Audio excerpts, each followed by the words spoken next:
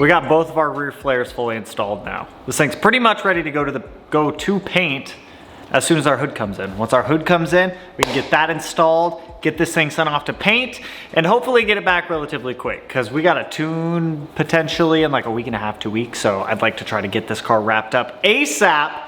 Ideally before the end of the year would be like primo, but I don't think that's gonna happen because we still have a handful of stuff left to do. I don't even have a watch on. UPS is out for delivery right now with some of the last things that I need for this car. So UPS came in clutch, dropped off everything that we needed to be able to wrap up some of the small stuff. So right here we have a Super Pro roll center adjustment kit. It's gonna be new tie rod ends and new ball joints. I mainly bought this kit because the car needs ball joints, and if I'm gonna do it, I'd rather get the Super Pro kit because it's typically what I use. It helps to fix the geometry of a car after you lower the suspension a little bit. I'm actually gonna start off by tossing these guys in the freezer, so that way they can shrink down a little bit, so when the time comes to install those, it'll be a lot easier.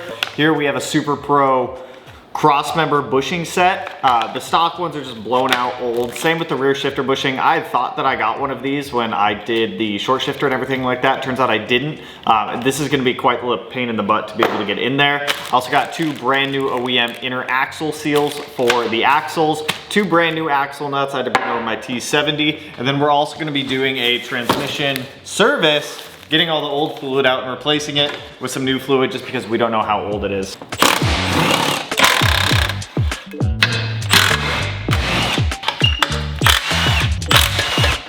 Come out. Well, actually, we'll put our new bushings on this guy first. We've got a little guy there. We've got this guy, which we have to peel off, take out the little sleeve inserts. The Super Pro stuff is pretty affordable too. A lot of people will go like white line only, which don't get me wrong. Can't go wrong with white line. White line makes some good stuff, but the Super Pro stuff I feel like is overlooked, and it's like good affordable bushings. Actually, I can just slide this through here to start with. And then this guy. We'll grab onto these bushings on that side. Don't cross thread on me.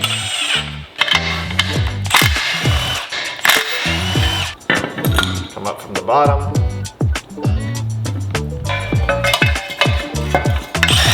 So to get the rear shifter bushing out, we're gonna have to undo this 14 right here off the shift rod, and then back there are 2, they're either 10s or 12s that hold that rear shifter bushing in. Mine is just blown out and old. It's not gonna be a fun time to have to take that thing out. Undo this, undo that. You can swing this arm down a little bit to be able to try to get things if need to. You can undo the reverse lockout there, but I think I should be able to swing it out by taking out the rear shifter bushing in that one.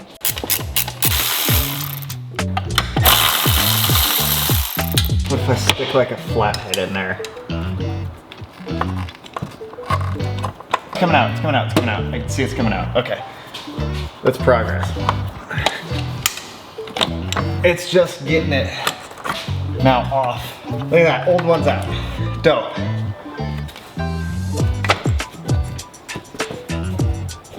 Okay, come on. Come on. Come on. Oh, yes, okay. Now get in there.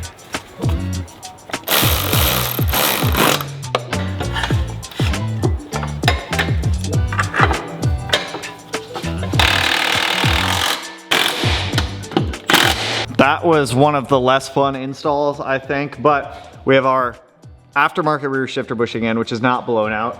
New cross member bushings installed as well. Now we have full bushings in here. We have front shifter bushing, rear shifter bushing, cross member bushings, Torque Solutions U-joint. This thing is going to feel like a brand new shifter essentially. So now that we've got kind of all the annoying stuff here done, we're gonna jump up here and go ahead and start draining out the front diff and the transmission. So we've got one drain plug right there, which is a T70. We've got this guy here, which is, I believe, a 14. I'm hoping they don't strip. Sometimes they like to, so we're gonna play this by ear. Once we have these drained, we can go ahead and start pulling the axles to start replacing the seals in there, do our roll center adjustment kit, and start getting this thing a little bit more freshened up.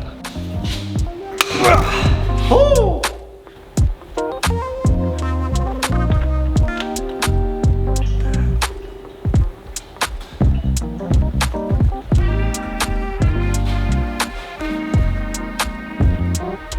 Okay, there we go. Woo! We'll worry about that one.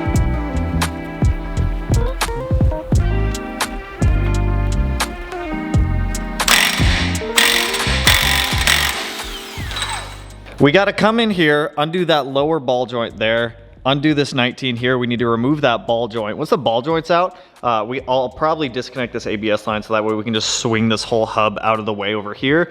I already have the axle disconnected. That is a 30 something millimeter, 32 millimeter for the axle nut. And then once we can swing this out of the way, we can go ahead and pull this axle out. Once we have the axle out, I don't know quite yet how I'm gonna swap out the inner axle seal.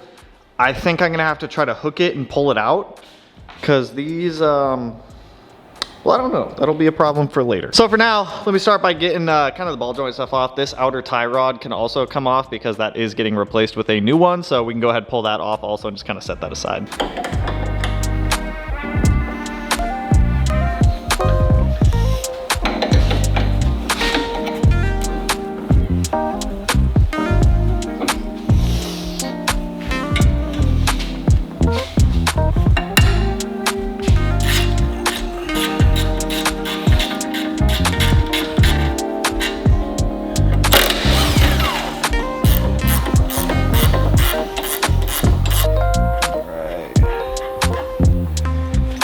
I need you to kind of let go right there. Oh, actually, look at that. Now I can, in theory, just pull the axle right out like that. And just kind of let that guy dangle there. Where did this go? Oh, it's right here, duh.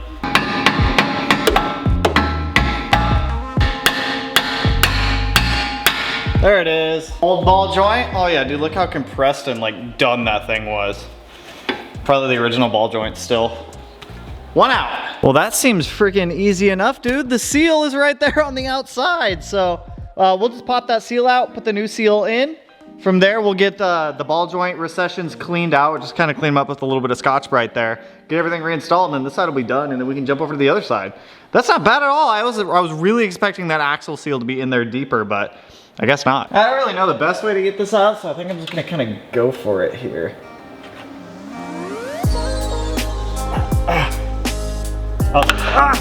There it is.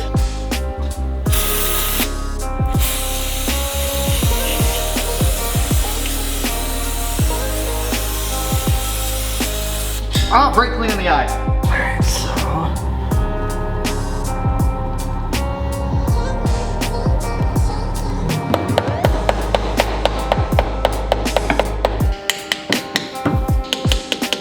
That was easy. I was expecting that to be way worse. Oh, it's icy. There we go.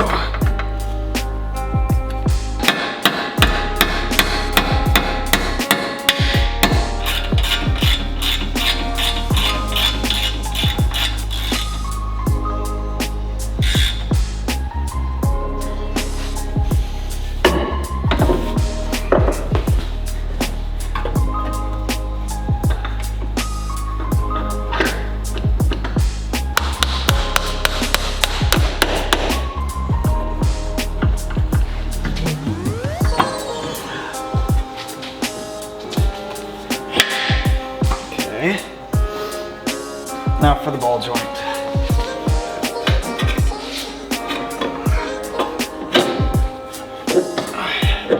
Hey, there we go.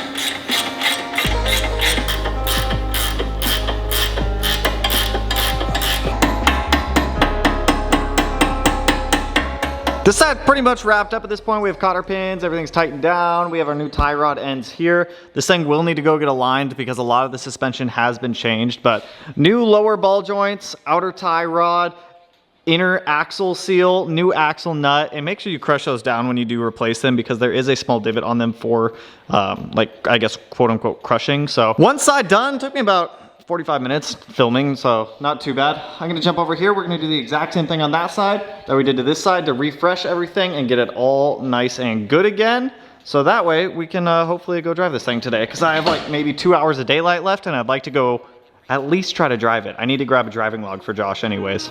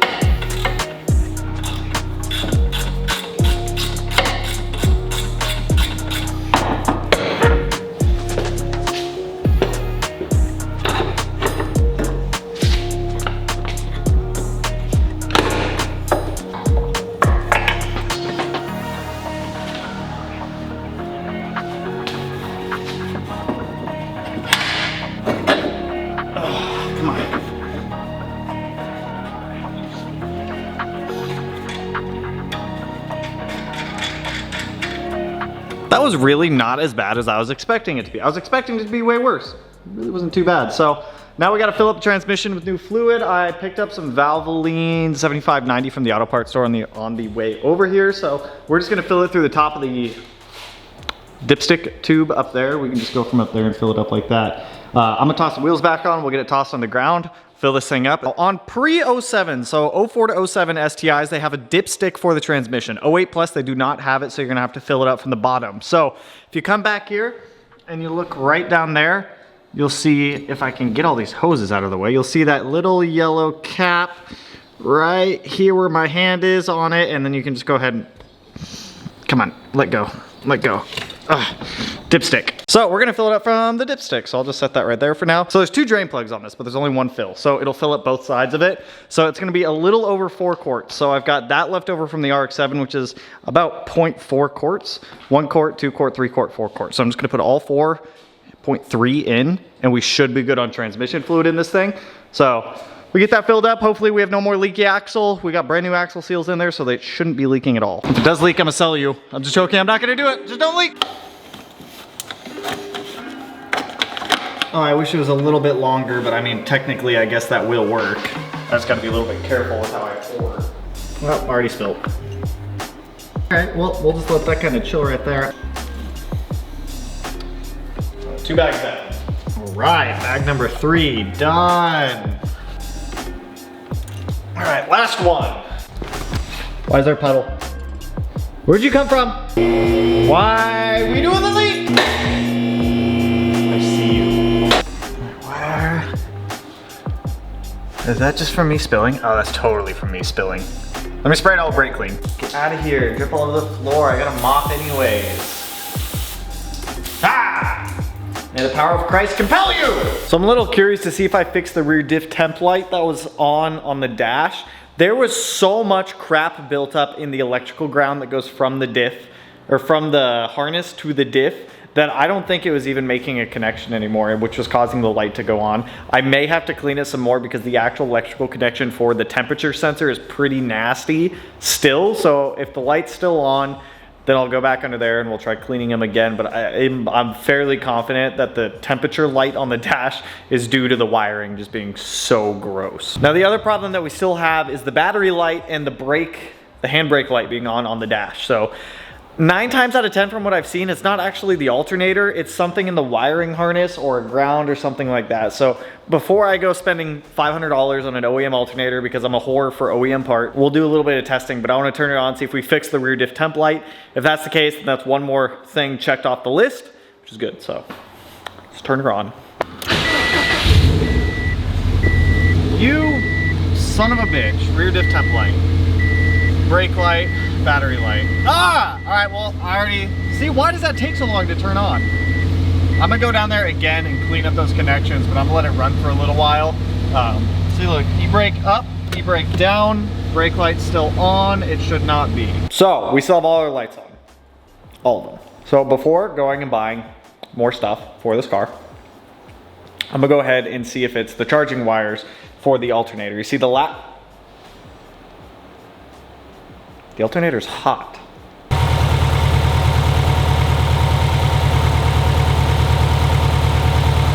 Well, that makes sense.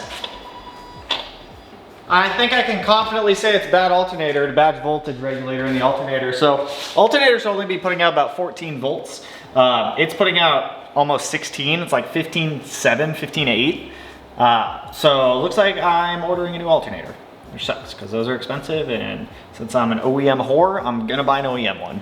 So it looks like the alternator is overcharging the battery, which is causing the charging system to freak out because the alternator is putting out 15.4 volts when it should be putting out like 14.8.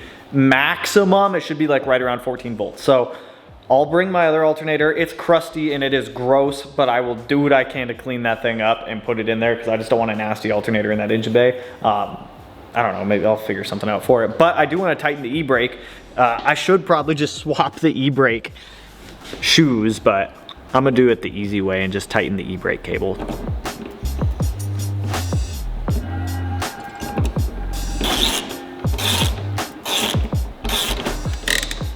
Oh, way better, man. Do I have the stuff to be able to fix this mirror? I might. I also went through and tightened the rear view mirror because it was hella floppy, so we're getting there on this thing. But I think that's all I can really do at this moment for the car. I need an alternator, which I have one at the house, so I'll bring that over tomorrow when we come over. Next video is gonna be heavily detailing the car, washing it, clay barring, waxing, polishing, trying to save this paint because I really don't wanna have to repaint this car if I don't have to, but I am gonna go ahead and pull it out so that way I can take a thumbnail because I don't wanna take, I feel like all my thumbnails are in the same spot in the shop and I don't want the thumbnail in the exact same spot.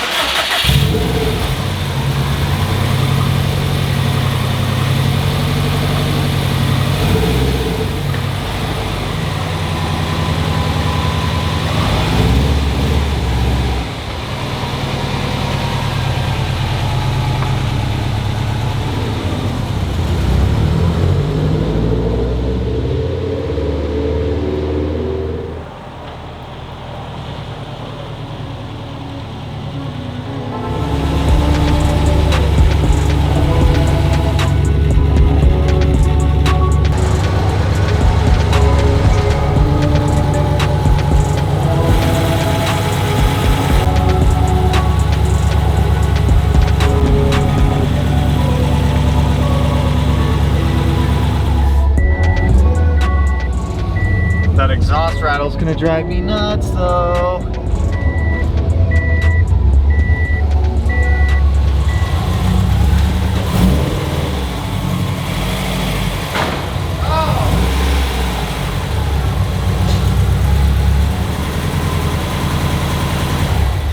I messaged Mitch over at Melee Battery to ask him if running the car with the overcharging alternator is going to damage it. He told me to run it at a minimum, so I'm going to bring that alternator over tomorrow, like I said, because he said they can swell and balloon up, and I think what that leads to is the battery exploding, which we do not want. So I have that other alternator that should hopefully fix it, and we should have no more lights on. STI is back up on the rack, RX-7 is pushed back in. I want to get the STI done within the next couple of days, ideally before 2024, so that way I can just kind of mark that car as done. Obviously, it still needs to go to paint. I'm going to wait for the hood to come in before we do that, so that way the flares and the hood can all get painted at the same time so they can get blended together. Tomorrow, over the next couple of days, actually, we're going to finish the last little bit of mechanical stuff, get the car heavily detailed, heavily cleaned, get all the biohazard crap out of it because there's some pretty nasty stuff that I found in there. After that, the STI is going to come back in. We're going to swap out the wonky warped fluid damper for a new one. We're going to swap the 12 millimeter pump out for an 11 mil that I have here because now we are cavitating the pump above 7,000 RPM. Oil pressure started dropping, and that is actually the oil pump this time. So we're going to swap that out, get all that done. Then the RX-7 is going to come back in, and I'm going to be heavily focusing on the RX-7 for the first couple months of 2024 for any build stuff that we're going to be doing. I'm trying to get away from doing build after build after build after build, hence why I'm selling a lot of cars, like I said in the beginning of the last video, which you guys don't even know about some of those ones, so they're going to be disappearing, which will free up some funds for some other stuff. So I think I'm gonna take some inspiration from Devin and Remy right now on the RX-7, and I think I want to strip that thing down to the complete chassis, repaint it properly, because I was planning on just sending it out to have the exterior respray, but I don't think it's going to look all that good. So I'm kind of debating dropping the 2-rotor out, the trans out, pulling the interior, doing all that kind of stuff. And then in the back of my mind, I'm like, well, if I'm taking the 2-rotor out, should I put a 3-rotor in? And you know, it's just the back and forth with it. So at the beginning of 2024, it's gonna be heavy focus on the RX-7, and I'm gonna be integrating back in a lot of like the discussion and topic type videos. Just so that way I can get away from doing build after build after build after build after build all the time and enjoy the stuff that we do have now. So with that, that's all I got for you guys on this one. 07's coming along great. I'm glad that we got a lot of the last little mechanical stuff sorted out. Once we get that new alternator in, it should be mechanically sound at this point. So with that, that's all I got for you guys on this one. If you like the video, you know what to do. Go ahead and hit that like button, turn it black, blue, green, yellow, purple, silver, cyan, whatever color it turns for you. And if you dislike the video, feel free to hit the button. Hit the dislike button also. And if you're not subscribed and you want to be, I'll put it in one of these corners. No idea which one quite yet, but with that, I'll catch you guys in the next one. So peace out, homies. Woo!